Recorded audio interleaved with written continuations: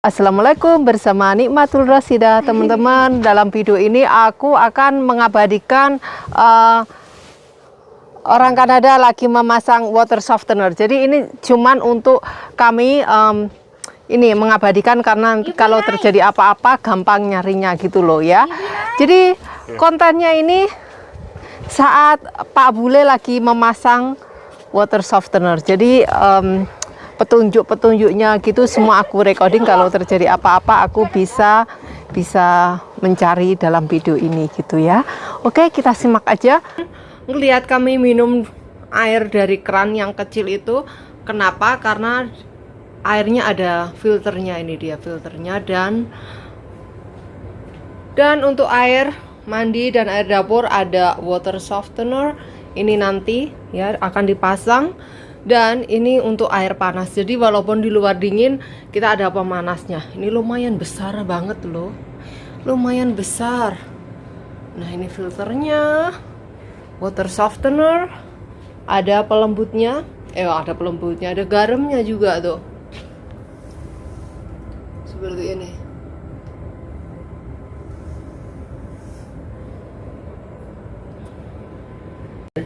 So this is going to go around your hot water tank, tie into here, into your pre-filter, into the softener, out of the softener, go up behind the tank, and good. into here. I see. Dissolved? Not yet, Not yet. because I'm going to show you. Okay.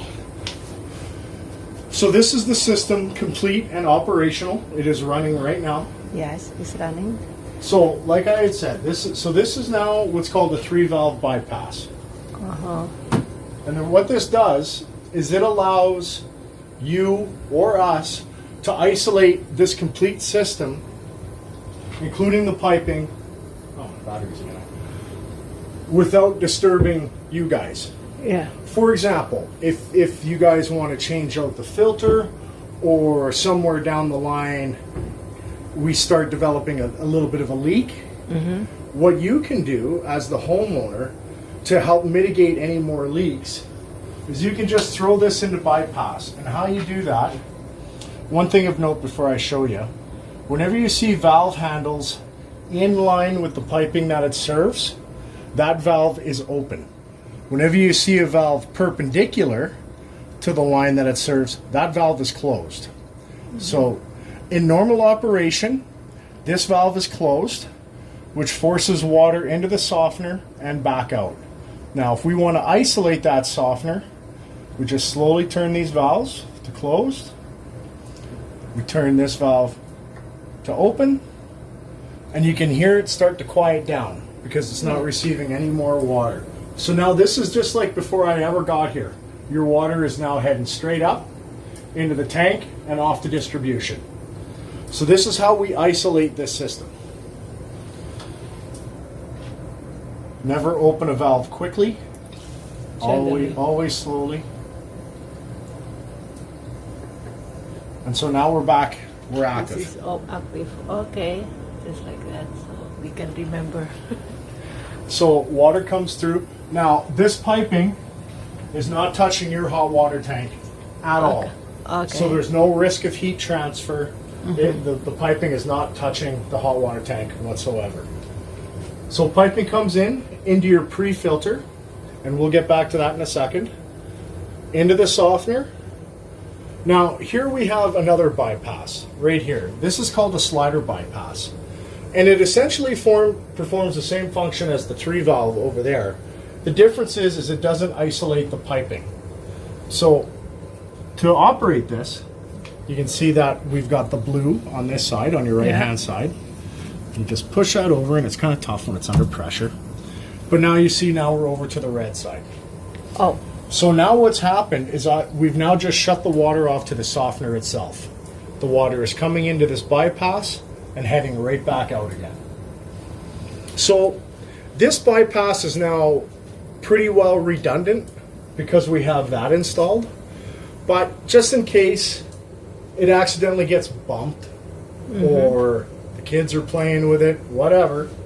If you find that your water is getting hard again, and you come downstairs and you find that this is on the red, the softener is not active. the softener's been shut down. So you just kick it back over to blue, and Oh, away the we blue go. is that mean is active. Yes. Okay. Yeah. Why it's not green and red, I have no idea, but it's blue. Okay. Blue is active, red is stop. Okay. Exactly, that's right. So into the softener, and then out to distribution. So now I'm going to go through the softener with you. The first thing that we have coming in is the pre-filter. Now you can see it's nice and white and clear in behind there. Yeah. Now, how many people are in the home? 5 5? person. Yeah. So how often you have to change out your filter depends a lot on occupancy of the home and how much water you're consuming per person. Yeah. With 5 people in the home, I would say you're probably going to be due for a filter change in about a year. Okay. Maybe a year and a half. Depends on how much water you guys consume. Yeah. Sorry, I'm a little dry. Okay. So, But a couple of indicators that it's time to change out your filter is when you come down and have a look at it, you'll see it start to be discolored, kind of an orangey brown. yeah. That's a good indicator that it's time to change out the filter. But the big one is you're going to start to lose water pressure. Yeah. When you start losing water pressure throughout your whole home, more than likely it's your filters plugged. Yeah. it's That means time. time to change. Time to change. Yeah. Now, if you want to change out the filter, what you do is you throw this into bypass. Yeah. Now, remember how we talked earlier about how your husband tried to change Yeah. the filter in this, and even though he turned off the water, it was still Yeah. pressurized? It's the same thing here. So, on top here, this little red button, if you depress it, maybe pull your camera back a bit. Yeah. Oh. Oh, I see. See that? Yes. So what you'll have to do is just get your brine tank out of the way, put a bucket under here, and you just hold this down and continue to hold it down until no more air or water comes out of it. I see. When that happens, the system is completely depressurized and you are now safe. Put your filter wrench on, just give it a little twist Yeah. and twist it out. I see. Now remember that this is all going to be full of water, so it's going to be heavy. The filter is going to stay in place. To remove the filter, it's just a quarter turn and out. Okay.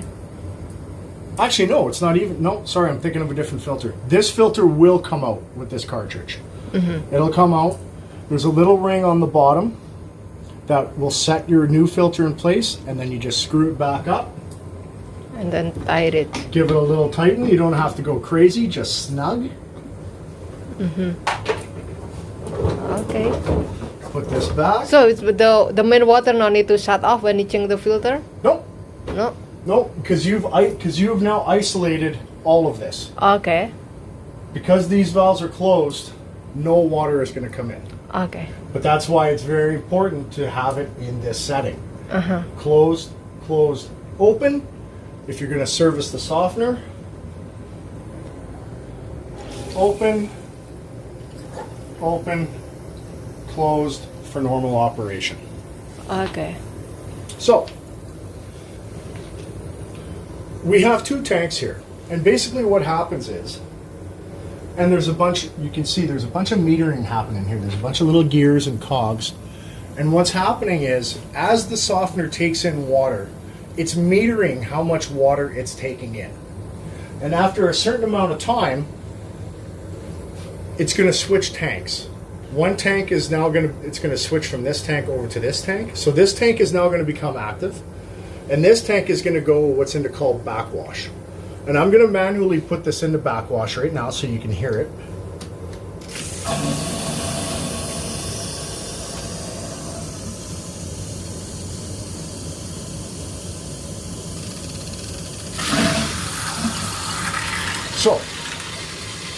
So now this tank is in backwash and this tank is active. You can hear the backwash cycle is a little bit louder. That's because what it's doing is it's pushing water down to the bottom of the tank and allowing that water to percolate up through the resin. And this is water out of this brine tank with salt in it. So what happens is this salty brine comes into the tank, down to the bottom, percolates up, and it pulls all the hardness that resin has taken out of the water, and it just flushes it down the drain. Yeah. So you will never have to do what I just did, this manually regenerating it.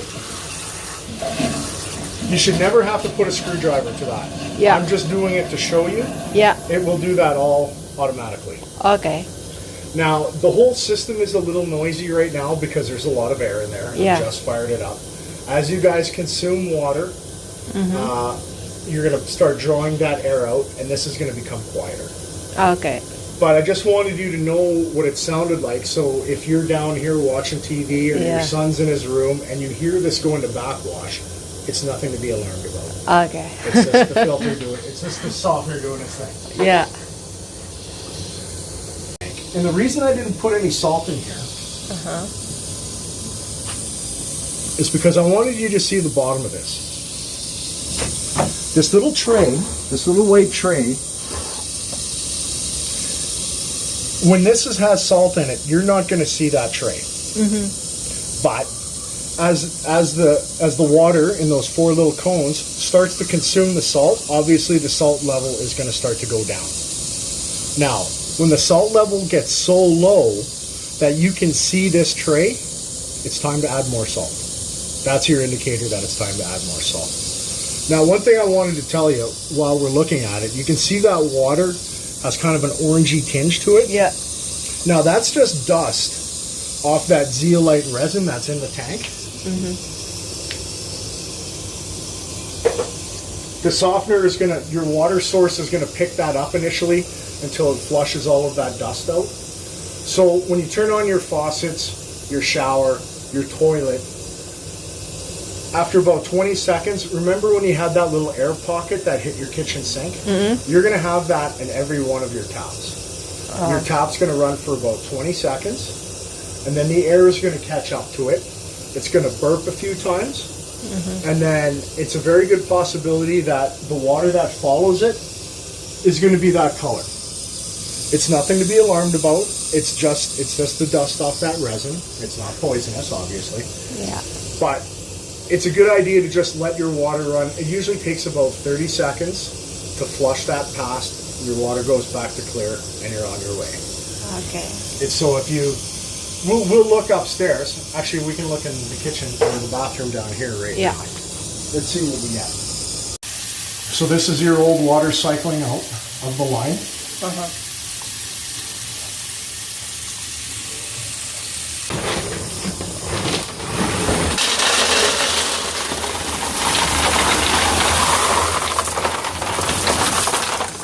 And you don't have to stick your hand in there and level it out or anything like that. That's fine. How long is that gonna be last for? Well, again, just like with your filter, it's all going to come down to occupancy of the home and water consumption per occupant. So obviously, a house full of 5 people is going to consume more salt than a house full of 2 people. Yeah. So what I recommend is every couple of weeks or so, until you get used to it, while you're down here, I would just pop the lid off this and have a look. Yeah. And see where you're at. If you can see that tray that I showed you, it's time to add more salt. Now, you can put up to 3 bags of salt in here at a time, but I wouldn't. We do not recommend you put any more in. Yeah. 3 bags as 3 a bags. maximum. Yeah. Okay. The reason that we say that is because if you load this right to the top with salt, if you put 5 bags in there, because the salt is always exposed to water, there's always going to be humidity in there. And what can happen is a condition called salt bridging. And basically what that looks like is it'll look like from the top down that your tank is completely full of salt. But what's happened is underneath, it's just turned into a solid block, and the water has consumed all the salt underneath. So it creates like a dome. So the water can no longer get at the salt, and now you've just ended up with this big brick of salt on top of the water. So that's why we suggest no more than 3 bags Okay. at a time. 2 is good enough, I guess. So we need to get more salt. To be honest with you, yeah, I would just go one bag at a time Yeah. until you know how long it takes Yeah. you to go through a bag. Yeah. And then you could add 2 more bags and multiply that number Yeah. by 3 and you're all set. Okay. While we're on the topic of the salt, now in terms of brands, you can buy Sifto, you can buy Windsor, whichever brand you like. The important thing is that you get water softener salt, sodium chloride, just good old-fashioned table salt. Because they do also offer potassium chloride salt, but that's used under special conditions where somebody in the house has heart problems and they have to keep their salt intake down. This system is not set up for potassium chloride.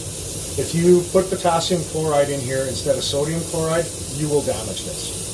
So potassium chloride is typically more expensive. So if you're at Home Depot or Canadian Tire or wherever to buy more salt and somebody tries to upsell you to potassium chloride, don't do it. Okay. I'll leave you. Just a Sifto, this one. Yeah, the bag is here. Yeah, So- I'll leave you this bag as a reference. yeah.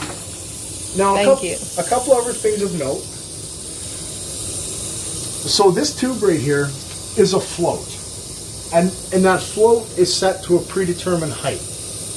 Normally, you shouldn't even really see much water in here, just Yeah. at the very bottom. Oh, just a minute. So occasionally, rarely, but it does happen, these floats can fail. And if the float fails, what will happen is this tank will just fill up with water, until it gets, if you come over to this side, until it gets to this little 90 right here. And this is called your overflow.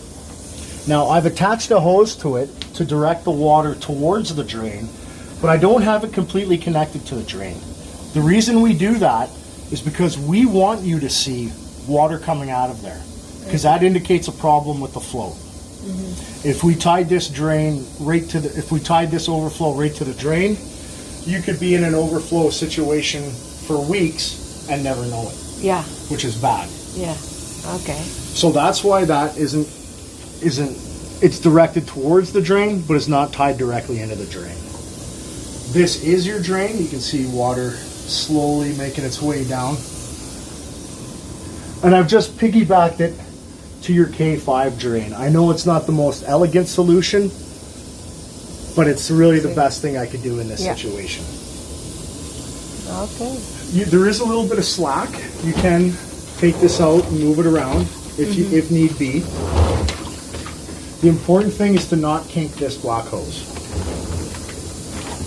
Just in there is fine. Yeah. So, do you have any questions for me? What was I going to say? Okay. It's easy. Oh, so cool. I can't remember what I was going to say. Yeah, if you have any problems down the road, don't hesitate to give us a call. Oh, sure. Okay, thank you. You're very welcome. Nah, ini dia. Jadi ini untuk water softener dan ini untuk water filter. Jadi air untuk minum ya. Filternya pelembut air atau water softener, dan ini air penghangat gitu.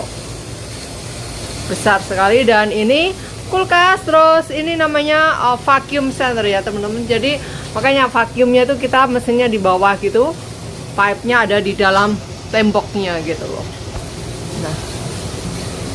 Nah, how is it? I organize. It looks absolutely fantastic. Okay, we've got the kinetic, the water purification system, and now we have the water softener system.